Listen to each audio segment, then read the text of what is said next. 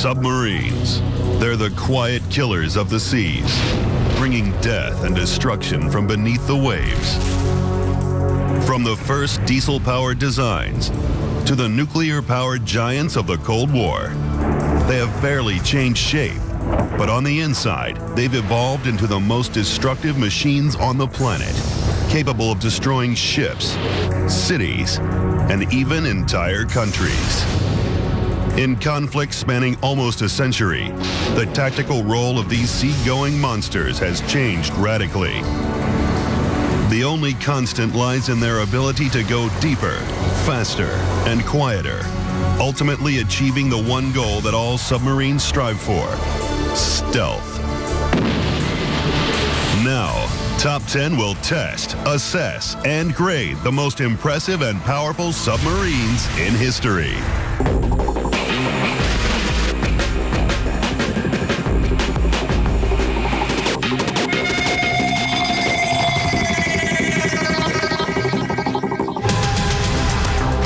Through 2 world wars, submarines dominated naval battles, destroying ships with guns and torpedoes. But with the dawn of the nuclear age came new missions, new targets. Today's subs provide a frontline nuclear deterrent and can patrol underwater for months at a time. They have also become faster and quieter than earlier designs. But a sub's legend isn't built on what it can do. It's built on the things it's done. Based on expert opinion, audience polls, and technical comparison, we've constructed a 5-point matrix that will rank the top 10 submarines of all time.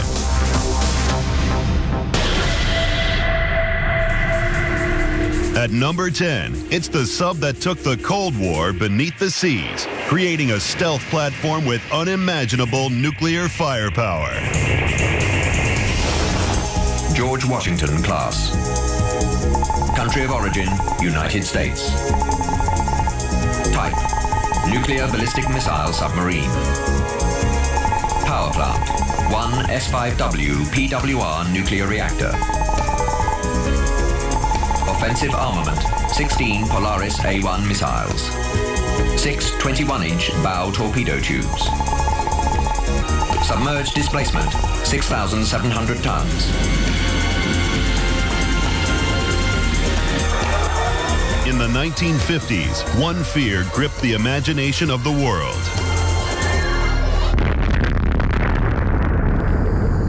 Global nuclear conflict was a real and present danger. Billions of lives were at stake. The United States of America was in the middle of an arms race with the Soviet Union, and both sides were trying to grab the advantage. The Americans believed the answer lay in submarines. In the 50s, people get the idea that if you took nuclear missiles, which you would otherwise have in a silo in the ground on the land, and stick them in a submarine, they'd be a lot harder to find and a lot harder to destroy. To achieve this dream, the Americans would have to develop a sub capable of launching nuclear missiles while submerged. In 1958, they took a skipjack-class boat that was under construction and added a 130-foot missile compartment.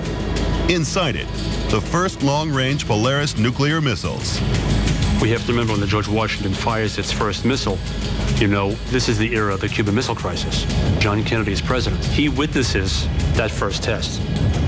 And there's a very, very famous note that he writes saying that anybody who witnessed that launch of the first Polaris A1 would be absolutely convinced that it was one of the most important weapon systems ever created and would immediately sober any of America's enemies.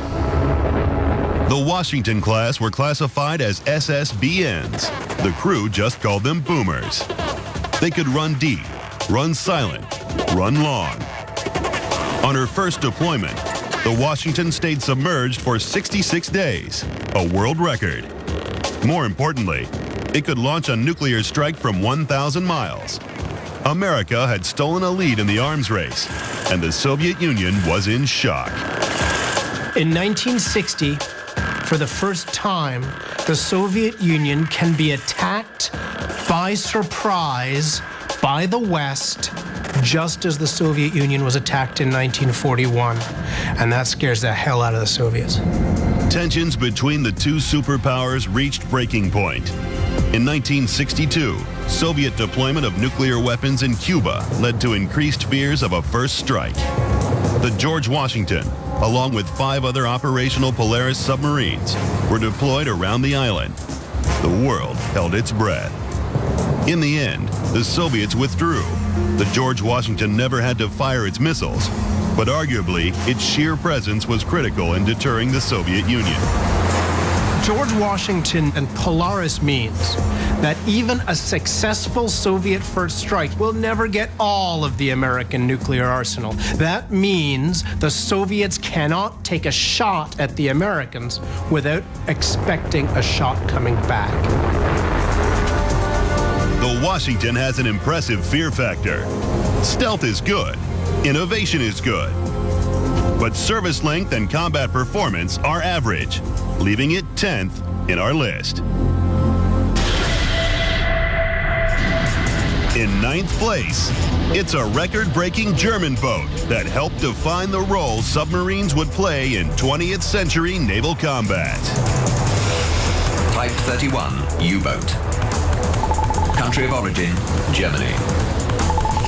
Type, medium-range attack submarine. Power plant, 2 diesel engines totaling 1,700 horsepower and 2 electric motors totaling 1,200 horsepower. Offensive armament, 4 19.7-inch torpedo tubes, 1 3.5-inch deck gun. Submerged displacement, 864 tons. There could have been nothing more frightening to a merchant seaman in the First World War than somebody shouting U-boat. 274 U-boats sank 12.8 million tons of shipping. In 1914, the British Navy ruled the waves. Her fleet patrolled the world. And although it had built a number of submarines, they were mostly regarded with distaste. There was a lot of suspicion around in all navies, skepticism, the sense there were ungentlemanly weapons. And it did offend the old guard. Admiral Sir Arthur Wilson said that all submariners in war should be hanged as pirates.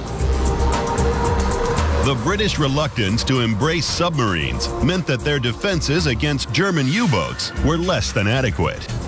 The submarine protection plan for the big British fleet base at Scapa Flow was to send out sailors in little rowboats with a mallet.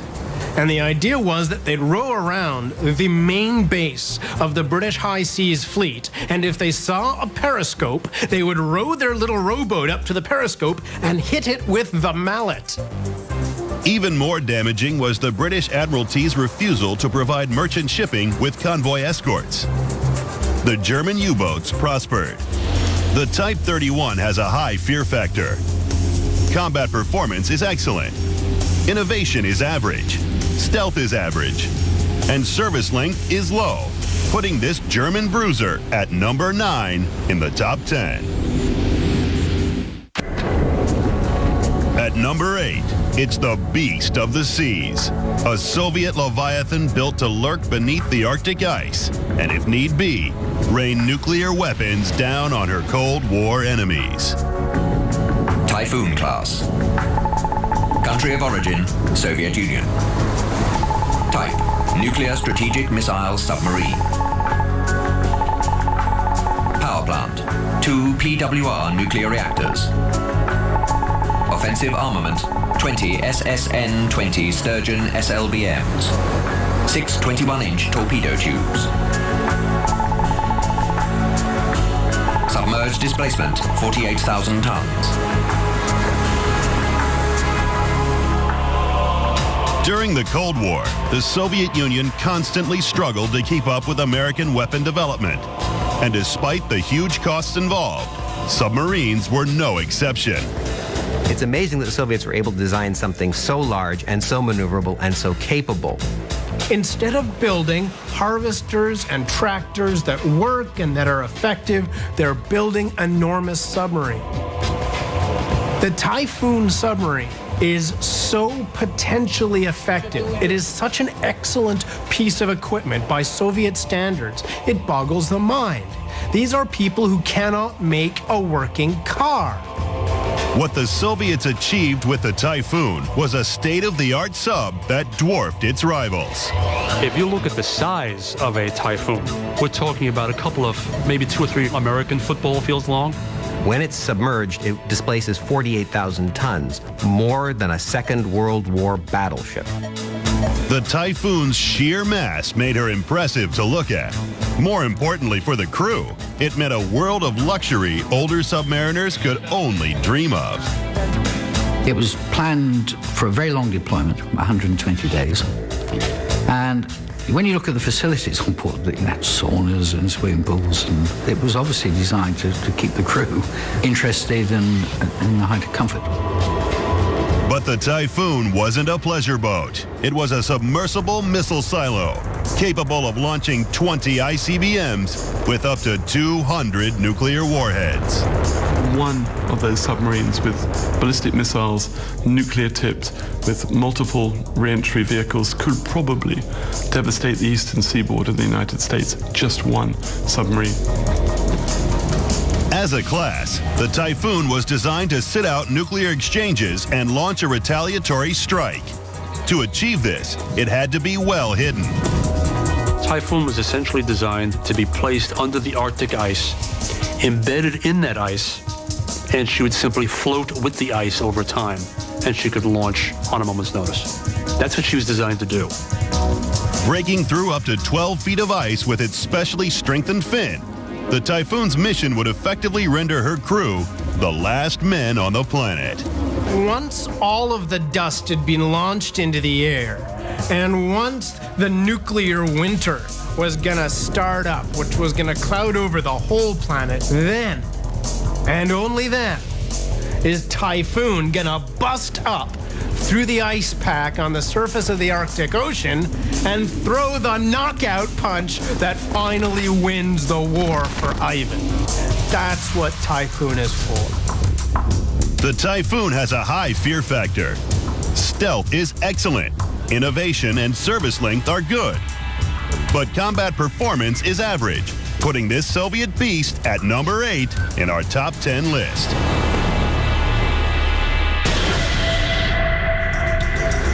In 7th place, it's the Japanese sub that thought it was an aircraft carrier. I-400 Sentoku class. Country of origin, Japan. Type, aircraft carrying submarine. Power plant, 4 diesel engines totaling 7,770 horsepower and 4 electric motors totaling 2,400 horsepower. Offensive armament, 8 21-inch bow torpedo tubes, 1 5.5-inch deck gun, 3 M6A1 Siren seaplanes armed with torpedo or 1,763-pound bomb. Submerged displacement, 6,400 tons. Pearl Harbor, 1945. American top brass and stunned crewmen stand aboard a captured Japanese sub. Its history is short, but incredible. 4 years earlier, 1941, the Japanese went to war with one of the newest and most ambitious submarine fleets in the world. The Imperial Japanese Navy has a technically sophisticated submarine force at the start of the Second World War. It's fairly large. They have about 70 submarines, and these submarines are designed to scout for the enemy battle fleet and to attack it as it closes on Japan. The I-400 Sentoku class, launched in 1945, was the largest submarine in the world. Her sumo wrestling proportions disguised incredible stamina. This beast could travel 37,500 miles before she'd stop. But the Sentoku's size wasn't just for show. Incredibly, its 115-foot forward section housed 3 Siren seaplanes. It had hangars on the front of the hull. It had those aeroplanes with their wings folded on floats inside cocoons. You could take this boat to the shores of your enemy, in this case the United States, and launch a strike. So the aim was that you had, in effect, a stealth aircraft carrier. The Japanese High Command began planning an audacious attack. The I-400 would launch its seaplanes against one of America's most vulnerable and strategic landmarks, the Panama Canal. If it could destroy one of the lock gates on the Pacific side, it would empty the canal. It would make it unusable for months. That was the prime reason that Japan went ahead with the I-400. Luckily for America, the mission never took off. Events in the Pacific overtook Japan, and the assault was shelved. Other more terrifying missions for the I-400 were also vetoed. Operation PX would have seen her deliver biologically infected rats and insects onto American soil, but the plan was canceled. The reason? The Japanese felt that spreading bubonic plague, cholera, and other plagues might unduly upset their enemy. At the end of the war, 3 I-400s were captured and studied by the Americans, proving that, strategically, the Sentoku was considered significant.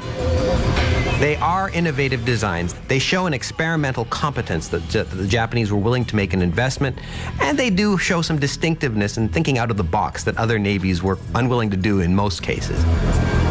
In 1946, the Soviet military asked the Americans to hand over an I-400 for inspection.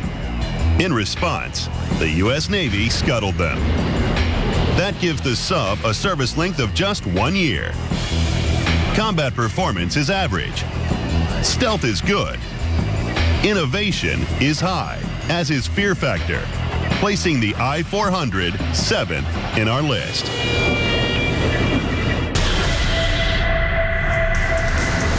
At number 6, it's the 30-ton midget that went toe-to-toe with a 44,000-ton giant. X-Craft. Country of origin, United Kingdom. Type, midget submarine. Power plant, 1 Gardner diesel engine totaling 42 horsepower and 1 electric motor totaling 30 horsepower. Offensive armament, 2 3,570-pound charges of Amatol high explosive or limpet mines. Submerged displacement, 30 tons.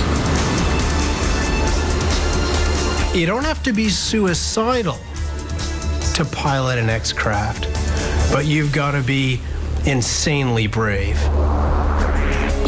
During the Second World War, both the Allied and Axis powers experimented with midget submarines. Some carried frogmen who would set charges on boats. Some fired torpedoes. Others were torpedoes, ridden to their destination by divers. Whatever the nation, though, their mission was the same: to infiltrate harbors where bigger conventional submarines could not and would not go. Imagine a huge pile of explosive that you need to get past torpedo nets and past defensive systems to get them to the target. And now imagine that you don't have computers good enough to do that kind of navigation. What are you gonna do? Why don't we just stick a human being in and have the human being navigate this bag of explosives onto a target so that it can sink something that's well defended? The British built a series of 4-man midget submarines. Called X-Craft, they would target high-value German battleships. And in 1943, that meant the pride of Hitler's fleet, the Tirpitz. Harbored at the Kaw Fjord in Norway, its massive guns had to be silenced. It was described by Winston Churchill as the beast. Her very existence posed a threat to, in particular, to the Arctic convoys.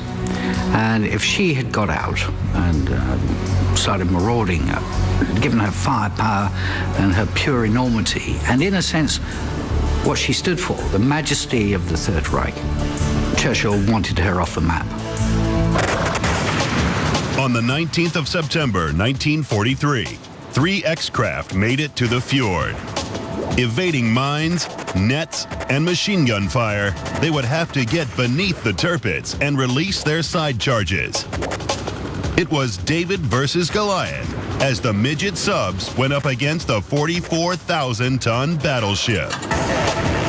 X5 was almost certainly sunk about a mile from the target. X6 and X7 battled their way in through the nets, bashed their way in. The X-craft are able to place a 1-ton explosive charge under her engine room, which cripples the battleship for the remainder of 1943 and most of 1944. The threat of the Tirpitz had been neutralized. On the 12th of November, 1944, while being repaired, it was attacked by 29 RAF Lancaster bombers. 3 direct hits with 12,000-pound tallboy bombs tore open her hull. 971 German sailors were killed. Statistically, the crews of the X-craft were hit even harder. It cost us a dozen lives to take Tirpitz out of the equation, to satisfy the Prime Minister. Worth it?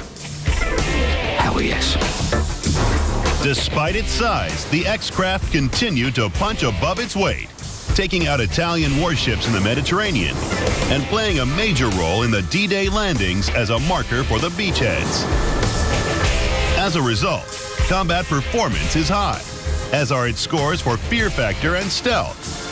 Innovation and service length are average, putting this midget sub just outside our top 5. Fifth in our list is an evolutionary underwater icon, an American submarine that went where no sub had gone before. USS Nautilus. Country of origin, United States. Type, nuclear-powered submarine. Power plant, 1 S2W PWR nuclear reactor. Offensive armament, 6 21-inch bow torpedo tubes. Submerged displacement, 4,092 tons. Everyone could take comfort for many years that although submarines were hard to detect when they ran submerged, at some point they would have to come to the surface and recharge their batteries, and Nautilus just ruins that. In the late 40s and early 50s, most subs could only stay submerged for a matter of hours. But with the dawn of the nuclear age came the prospect of unlimited power. The kind of power that might just allow a sub to stay submerged for days, weeks, months. Hyman Rickover, director of the Naval Reactors Branch, seized this vision and made it a reality. The challenge for him and his team was to develop a nuclear reactor that was small enough to fit inside the submarine hull and to make that safe enough to protect the crew from any potential risks from that reactor. With the shock of the nuclear strikes in Japan still fresh in the public's minds, opposition was fierce. The potential for disaster was on everybody's mind, and Rickover trod carefully. This guy would not compromise when it came to safety, not because he was an angel, but because he realized one mistake, it's all over.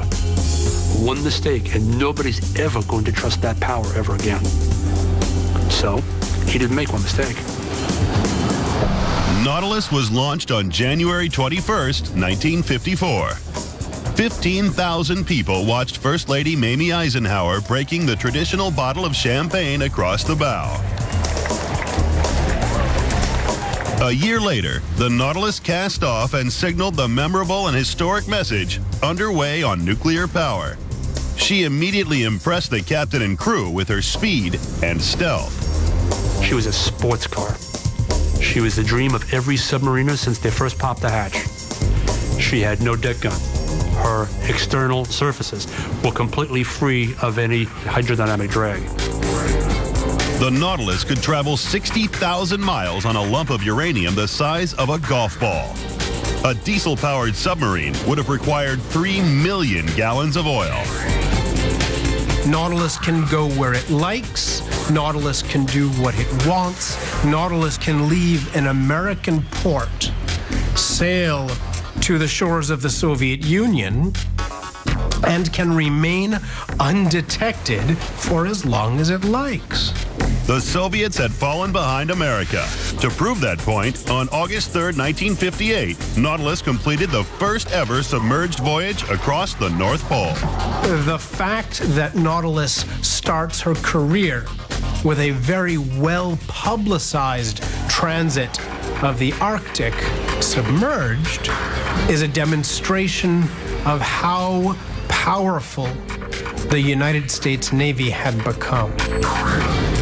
The Nautilus became the building block from which all modern subs emerged. As a result, it scores high on innovation. Fear factor is excellent. Service length, stealth, and combat performance are good, putting the Nautilus at number 5 in our top 10. At number 4, it's a big hitter, a sub with twice the firepower of a U-boat. T-Class. Country of origin, United Kingdom. Type, Ocean Patrol Attack Submarine. Power plant, 2 diesel engines totaling 5,000 horsepower and 2 electric motors totaling 2,900 horsepower. Offensive armament, 10 21-inch bow torpedo tubes, 1 4-inch deck gun. Submerged displacement, 1,560 tons. If you ask any British submariner, what is the iconic submarine, what is the best submarine, what's the most successful submarine class, he's going to say the T-class, the T-boats. The Royal Navy T-Class is one of submarines' great survivors. The first boat was ordered in 1936, and the last of its type was decommissioned 33 years later. The T-Class saw heavy action in the war against Germany, dealing out some serious punishment, but also suffering terrible losses as the battle for naval supremacy raged across the seas. British T-class submarines enjoy several advantages over enemy submarines during the Second World War. Most notably, they have very good crews and they have excellent captains. Good seamanship would allow the T-Class to outrun her enemies, but if she had to turn and fight, her captains could rely on the most lethal torpedo armament of any Second World War submarine. She carried 10 torpedo tubes, 6 internal forward, 2 internal aft, and 2 external. So, a big punch. The T-Class takes the submarine and makes it almost a submersible destroyer. The T-Class was a T-Rex, capable of opening her jaws and ripping smaller predators apart. Enemy submarines were a specialty for the British beast. They say today that the best anti-submarine weapon is another submarine. Well, that really started from the T-boats, that they were able to engage other submarines and win. They did this by having reliable torpedoes and, most importantly, having well-trained professional crews. Like all subs that dominate the seas, the T-Class had a huge impact on land battles. In 1942, Rommel's Africa Corps was battling Montgomery's troops in North Africa. The T-Class swept the coast, ultimately preventing supplies from reaching Rommel and giving the Allies a decisive victory. Without that battle, in which the Royal Navy operated 94 submarines and lost 47, there's no doubt that the German Africa Corps would have reached Alexandria and would have captured the Suez Canal. By the end of the war, Royal Navy submarines had sunk or damaged by torpedo and gun 2 million tons of shipping, including 78 warships, 38 of which were submarines. They also lost 73 boats and 2,000 men. These are the boats where Victoria Crosses were won, the highest British gallantry award. Not an award that's given away lightly. The iconic submarines. If you wanted to be a submariner in the Second World War, you wanted to be on a T-boat. With 31 years of action under her belt, the T-Class has outstanding service length.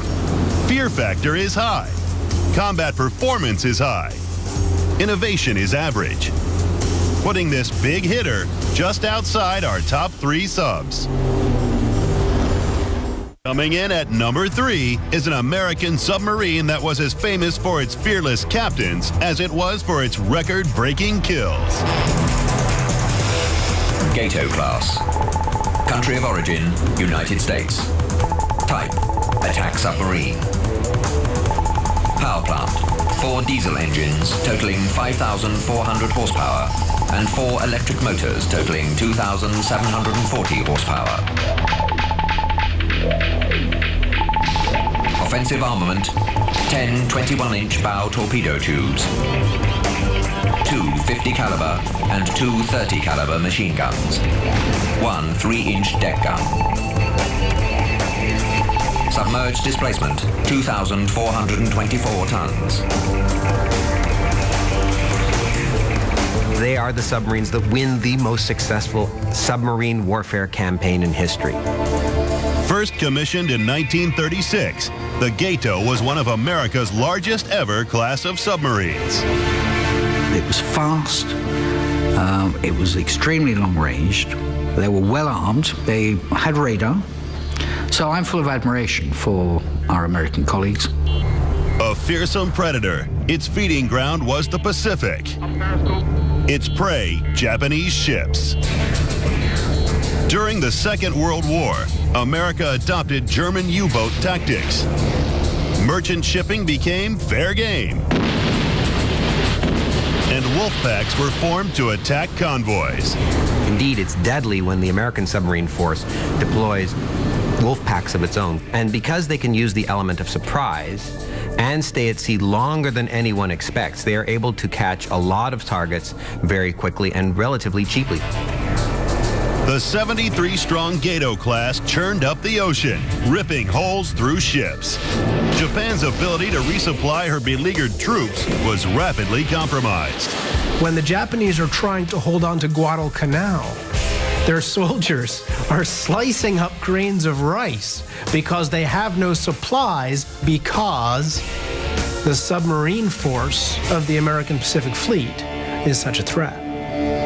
Much of this success was down to a handful of hugely expert, daring captains, men like Lieutenant Commander Dudley Mush Morton. Known as the One-Boat Wolfpack, Mush and the men on board the USS Wahoo sank 19 ships, totaling 55,000 tons. He detested the Japanese with a passion that was unbelievable, but he was also somebody who knew how to fight his submarine very well. He knew every aspect of his boat, knew how to evade well. In other words, the submarine and its crew were an extension of his being. The Gatos sent more than 1.7 million tons of hot, twisted metal to the seabed. The figures were impressive, but it could have been a lot more.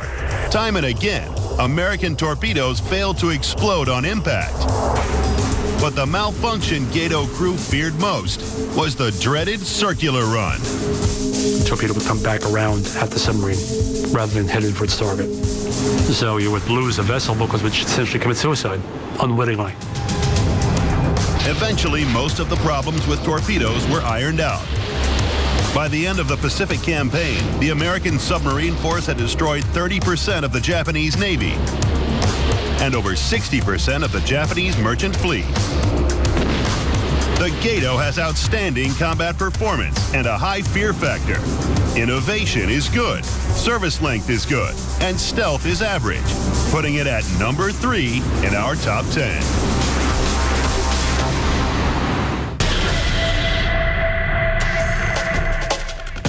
At number 2, it's a billion-dollar sub with state-of-the-art technology. Seawolf class. Country of origin, United States. Type, nuclear attack submarine. Power plant, 1 General Electric PWR S6W nuclear reactor. Offensive armament, 8 26-inch torpedo tubes and 12 Tomahawk TLAM-N launch tubes.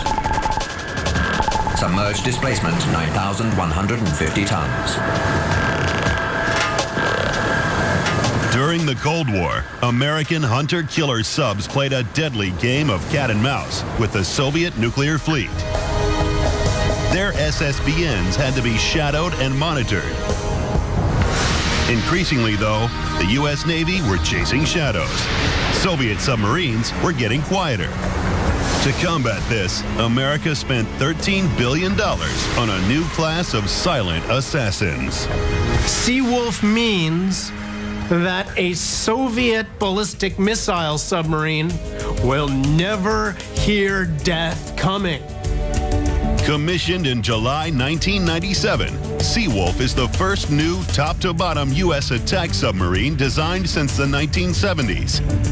7 million different parts were used in its construction. The end result is a deadly quiet, heavily armed sub with enough computing power to master any situation. Seawolf would be an incredibly difficult submarine to counter. It can dominate the undersea battle space very easily, and it would be a very tough opponent in any sort of conflict. The primary mission of the Seawolf was to destroy Soviet ballistic missile submarines before they could attack American targets. The only problem was that by the time Seawolf hit the seas, the Cold War was over. What do you do with the all-singing, all-dancing boat that is capable of being inaudible, invisible, and yet deliver a massive punch against a Soviet submarine when there is no Soviet submarine? You think of other things it can do. Using state-of-the-art eavesdropping technology, the Seawolf has become an integral part of the modern battlefield, monitoring enemies from a position of safety. It can also play a significant role in land battles. They are equipped with a wide variety of weapons. Most notably, they have inherited the Tomahawk land attack missile that allows them to strike at targets deep inland. The Seawolf class has also become a prime mover in combat operations, inserting Navy SEALs into hot combat zones. If you want to take people and put them on a beach halfway around the world, Seawolf will do it brilliantly. No one will see the submarine coming. Nobody will see the rubber dinghy paddling ashore, and nobody will see the submarine leaving. In 2004, a newer generation of American subs emerged, the Virginia class. A sub built for the 21st century, it took the best of the Seawolf, but made it cheaper. The submarine of the future will be a cruise missile carrying hunter-killer with ballistic missiles in, and the Seawolf will be looked at as the prototype for that. It is truly a magnificent submarine. The Seawolf scores high marks for innovation. Stealth is excellent. Combat performance is good. Fear factor is good. But with other newer American classes hitting the seas, Seawolf's service length is average, making it the second best sub in our top 10. And finally, at number 1, the best of the best, the submarine class that spawned legendary captains and almost gave Germany a decisive victory in the Second World War. Type 7 U-boat. Country of origin, Germany. Type, medium-range attack submarine. Power plant. 4 diesel engines totaling 3,200 horsepower and 2 electric motors totaling 750 horsepower. Offensive armament, 5 21-inch torpedo tubes. 1 3.5-inch deck gun. Submerged displacement, 857 tons. The Type 7 U-boat is unarguably the most important submarine of the Second World War. It challenges the most powerful, not one, but the most powerful 2 navies in the world. And it succeeds in sinking millions of tons of their merchant ships and dozens of their warships. The Type 7 was the workhorse of Germany's Second World War submarine fleet. Over 700 were constructed, making it the largest class of subs ever built. The Type 7 boasted a number of improvements: slightly greater depth, excellent hydrophones, dependable weaponry, and then a very, very, very fast dive rate. A well-handled Type 7 could disappear from the surface of the sea within 20 seconds. Its fast dive, small profile, and nimble handling gave the Type 7 the one quality that all submarines strive for: stealth. On October 14, 1939, Günter Prien risked shallow water, tricky currents, and detection by defenders to penetrate the Royal Navy's base at Scapa Flow. With 3 torpedoes, he sank the British battleship the Royal Oak and then escaped unharmed. Well, it even drew words of admiration from Winston Churchill, who said it was the most astonishing feat. And in a sense, that kicked off the U-boat war in a truly memorable fashion. Admiral Karl Dönitz was convinced his U-boats could destroy the Allies, and he set about proving it. By communicating with his boats, he was able to assemble wolf packs, groups of up to 20 U-boats, which would ambush merchant convoys. It worked. U-boats were destroying Allied shipping. Their captains became heroes of the fatherland. They are the rock stars of the Nazi world. In a Nazi world which celebrates traditional values, the melding of martial prowess and technological capability creates a famous man. Eric Topp was one of these elite men. His boat, the U-552, was nicknamed the Red Devil. In March and April of 1942, he sank 8 ships for a total of 45,731 tons, a feat that brought recognition from the Führer himself. He made his crew feel invincible, and they would have followed him to the gates of hell and back. And in many cases, they did. The top 5 most successful Type 7s sank 221 ships between them.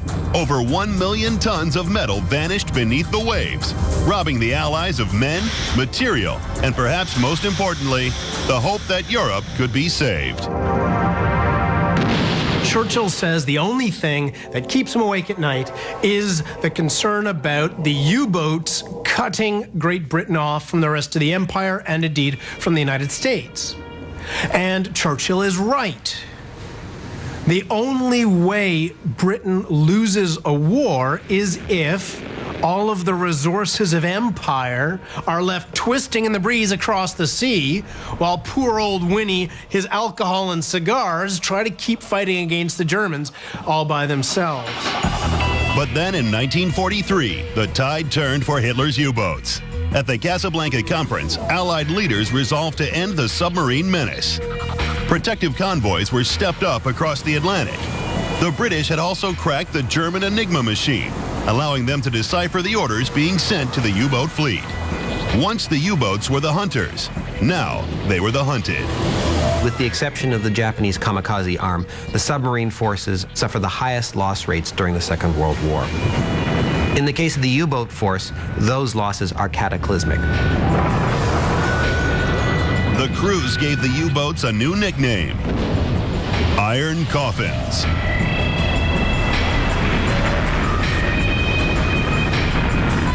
But despite their losses, the Type 7 U-boat remains one of the most influential weapons of the Second World War. In 5 years of intense combat, the U-boat sank 2,779 ships for a total of 14.1 million tons. The Type 7 class sinks more enemy merchant shipping than any other type of submarine in the conflict, suffers the highest losses of any submarine in the conflict, but causes the greatest fear and the most anxiety to the largest number of nations on Earth at the time it is deployed. The Type 7 U-boat that fought its way through the hardest naval campaign in history has also fought its way to the top of our list. It scores maximum marks for fear factor and combat performance. Innovation is excellent. Stealth and service length are impressive, making this German legend our #1.